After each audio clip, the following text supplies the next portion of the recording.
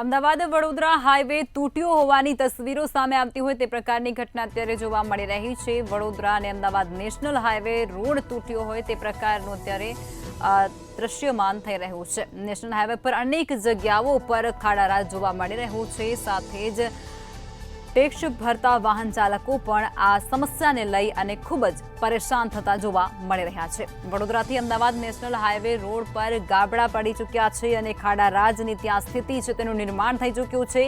વરસાદના કારણે રોડ અનેક જગ્યાઓ પરથી તૂટી ચૂક્યું હોય તેવું લાગી રહ્યું છે। અનેક જગ્યાઓ પર મસ્ત મોટા ખાડા ત્યાં જોવા મળી રહ્યા છે અને રોડ તૂટ્યો હોવા છતાં પણ તેને રિપેરિંગ કરવાની પણ તસ્દી છે તે તંત્ર દ્વારા લેવામાં નથી આવતી।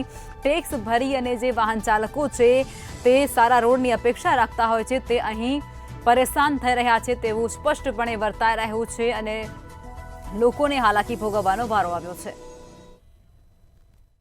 તમે અહીંયા જુઓ કેટલા મસ્ત મોટા મોટા ખાડા છે। તમે દિવસે અત્યારે જુઓ, અત્યારે તમારી ગાડીઓના બી, તમારી ગાડી બી નવી ગાડી તમારી 6 મહિનામાં તમે અપડાઉન કરો તમારી ગાડીની હાલત ખરાબ થઈ જાય।